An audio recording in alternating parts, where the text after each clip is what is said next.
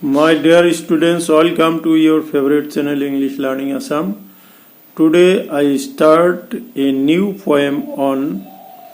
English, that is No Men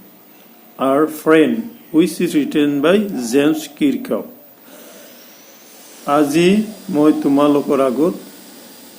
James কিৰকাপে লিখা নো man R friend কবিতাটো পঢ়াবলৈ যত্ন কৰিম। এই কবিতাটোত তোমালোকে পাবা কবিতাটোৰ বিষয়ে, কবিতাটোনো কি, নো মেন আৰ ফ্ৰেণ্ডৰ কি অৰ্থ প্ৰকাশ কৰিছে, ৱাৰ্ড বাই ৱাৰ্ড মিনিং, কঠিন শব্দৰ অৰ্থ, আৰু তোমালোকৰ লাইন বাই লাইন কি অৰ্থ বুজাই দিবলৈ চেষ্টা কৰিম। গতিকে তোমালোকে এই আজিৰ প্ৰয়োজনীয় আৰু তোমালোকৰ পৰীক্ষাত অহাৰ সম্ভাৱনা থকা এই পয়েমটো ভালকৈ বুজি ল'বলৈ যত্ন কৰিবা আৰু আজিৰ ভিডিঅ'টো তোমালোকে স্কিপ নকৰি প্ৰথমৰ পৰা শেষলৈ চাবা। এতিয়া বলা আমি সময় নষ্ট নকৰি মূল বিষয়লৈ আহো। ইয়াতে কি কৈছে, মূল বিষয়টোত কোৱা হৈছে যে remember no men are strange, no country foreign. Remember, মনত কৰাচোন, মনত কৰা, কোনো মানুহ কি নহয়, no remember মানে মনত কৰা, no men are strange, কোনো মানুহ অচিনাকি নহয়, আচহুৱা নহয়, কোনো মানুহ কি নহয়, অচিনাকি নহয়, no countries foreign, কোনো দেশে কি নহয়, বিদেশী নহয়, no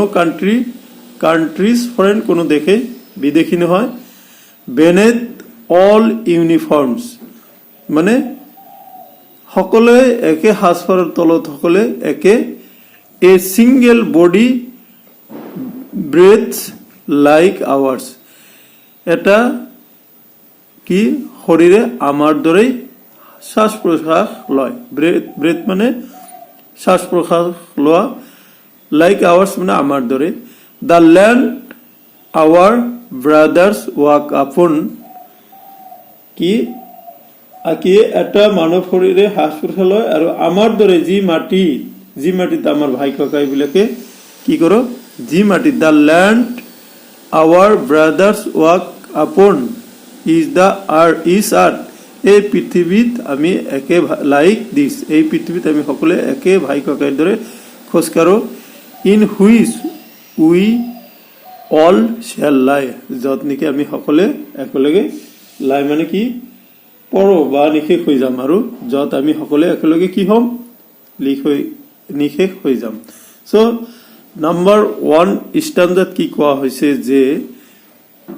কোনো মানুহক মনত ৰাখিব দিছে, কবিয়ে কৈছে যে মনত ৰাখা, কোনো মানুহ কিন্তু আচহুৱা নহয়, কোনো দেশে বিদেশী নহয়, বেনেথ অল ইউনিফৰ্ম মানে একে সাজপাৰৰ তলত আমি সকলোৱে একে,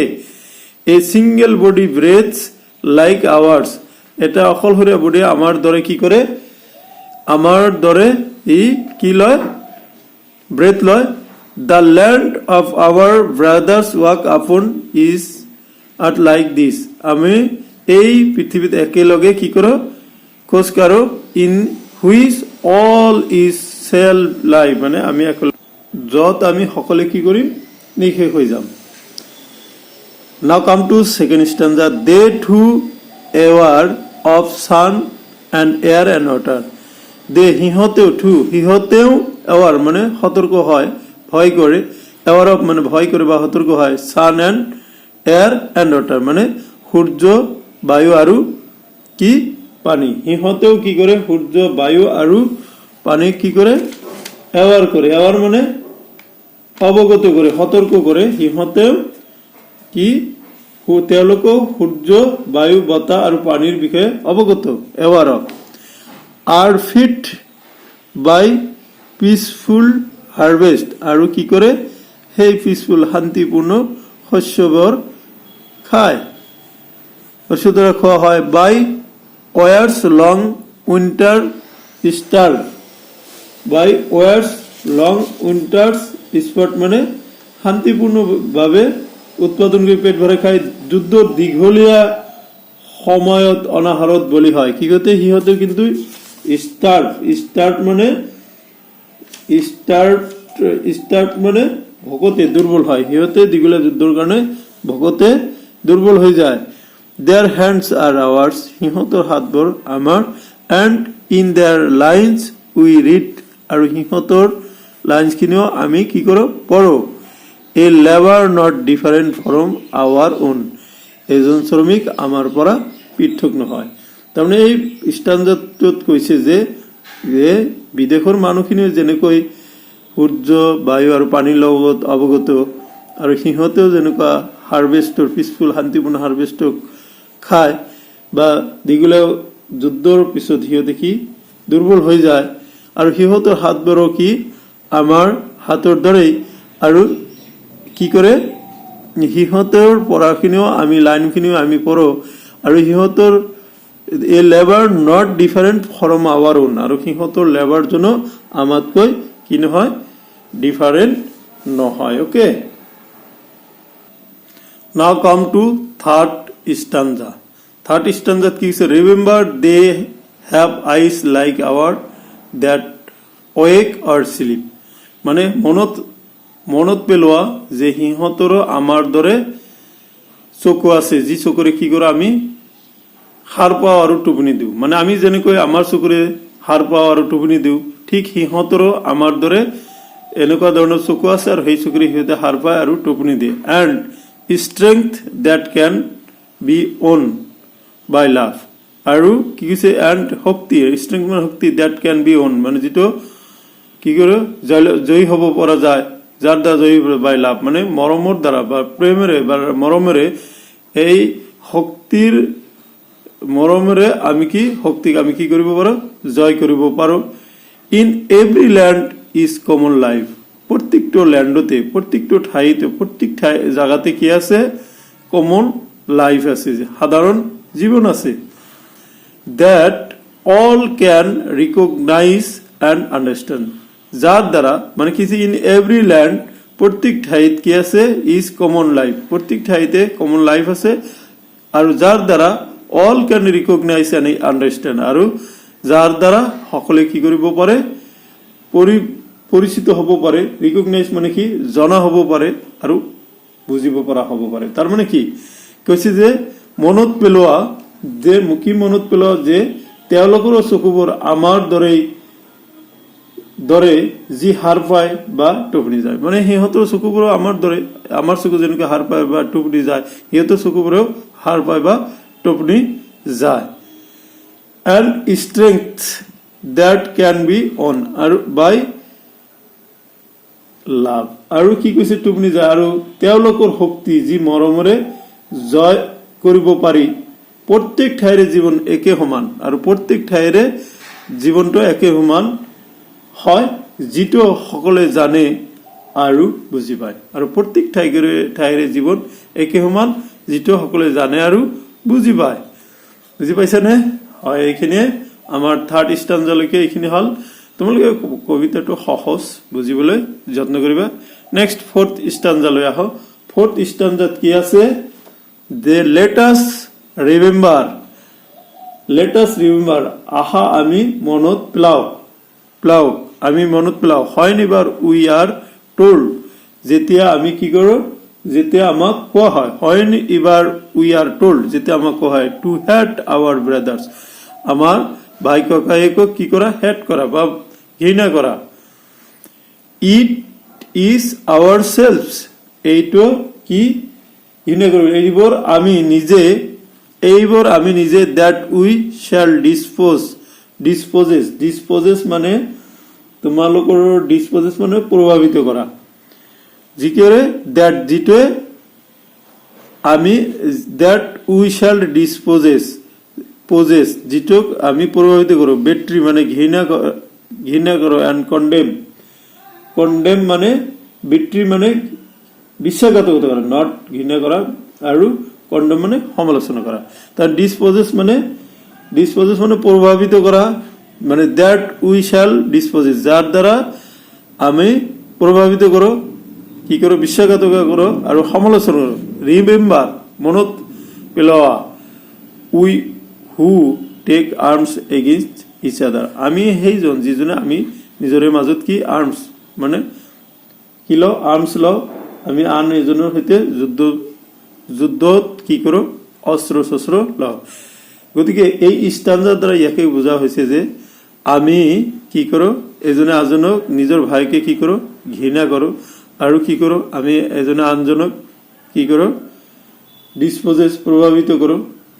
তাৰপিছত বিশ্বাসঘাতকতা কৰোঁ আৰু সমালোচনা কৰোঁ আৰু এজনে আনজনৰ কি কৰোঁ যুদ্ধৰ সময়ত অস্ত্ৰৰে কি কৰোঁ অস্ত্ৰৰে কি কৰোঁ যুদ্ধ কৰোঁ এইটোৰ কথা ইয়াতে বুজা হৈছে now come to the last stanza in last stanza কি আছে শেষ ষ্টাঞ্জাটো it is the human earth that we defile এইটো সেই ডিফাইল মানে দূষিত কৰা এইটো ইট ইজ দ্য হিউম্যান এইটো মানৱ পৃথিৱী যিটো আমি প্ৰদূষিত কৰিছোঁ ডিফাইল মানে প্ৰদূষিত কৰা our hells of fire and dust outrage the innocence কি কৈছে আৱাৰ হিলছ মানে নৰক আমাৰ নৰক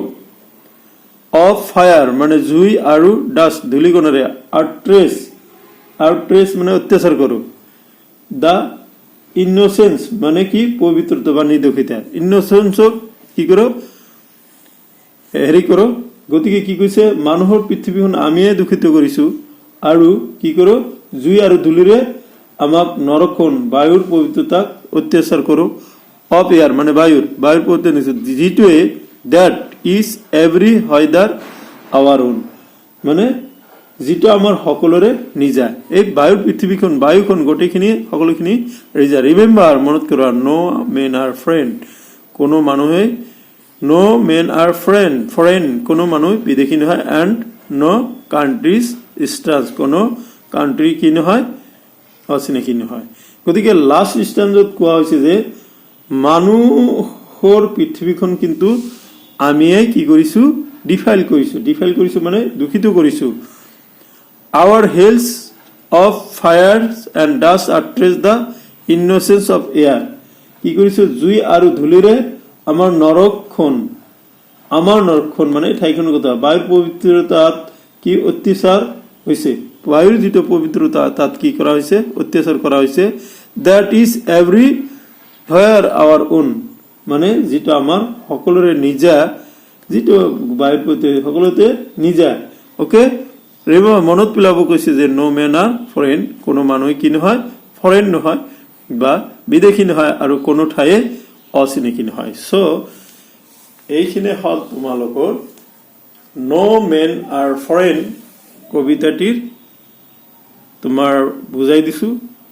এই কবিতাটি জেমছ কিৰ্কুবে ৰচনা কৰিছে কবিজনৰ নামটো তোমালোকে জানিব লাগিব আৰু কবিতাটিৰ দ্বাৰা ইয়াকে বুজা হৈছে যে আমি এনেই মিছামিছি এইজন মানুহ বিদেশী এইজন আমাৰ নহয় আমাৰ ভাষা ভাষী নহয় এইখন দেশ আমাৰ নহয় এইখন দেশ আমাৰ নহয় গোটেইখিনি কিন্তু আমাৰ নিজৰে কাৰণ কি সব মানুহৰ প্ৰায় নিয়ম নীতিবিলাক একেই যে সিও ভাত খায় বা খাদ্য খায় সিয়ে বায়ু পানী আৰু মাটি ইউজ কৰে আমিও মাটি বায়ু ইউজ কৰোঁ গতিকে আমি ইজনে সিজনে লগ হৈ পৃথিৱীখনৰ পবিত্ৰতা ৰক্ষা কৰি চলিব লাগিব আৰু আমি সকলোৱে মিলা প্ৰীতিৰে থাকি পৃথিৱীত থাকিব লাগিব কাৰণ কি আমি এই পৃথিৱীখন যুদ্ধ বিগ্ৰহেৰে ভৰি থাকিব দিব পৰা অৱস্থা থাকিব নালাগিব কাৰণ কি পৃথিৱীখন আমি নিজেই যিহেতু আমি পঢ়া শুনা কৰি পৃথিৱীখনক প্ৰদূষণৰ পৰা বা হাই কাজিয়াৰ পৰা আমি ৰক্ষা কৰি চলিব লাগিব গতিকে উক্ত কবিতা ফাঁকিৰ দ্বাৰা কবিয়ে আমাৰ সকলোকে পৃথিৱীখনৰ ভাল লগা মুহূৰ্তৰ কথাখিনি আলোচনা কৰিছে গতিকে তোমালোকে ঘৰত ভিডিঅ'টো চাবা আৰু ভিডিঅ'টো চাই ৱাৰ্ড মিনিংখিনি বুজিবলৈ যত্ন কৰিবা অ'কে ঠিক আছে ভিডিঅ'টো যদি তোমালোকৰ ভাল লাগে লাইক কৰিবা কমেণ্ট কৰিবা শ্বেয়াৰ কৰিবা শেষত অহা ক্লাছত তোমালোকৰ ৱাৰ্ড মিনিং ৰাইম আৰু কোৱেশ্চন সলভ আলোচনা কৰিম এইখিনিতে আজি মই তোমালোকৰ ক্লাছটো ইয়াতে সমাপ্ত কৰিলোঁ থেংক ইউ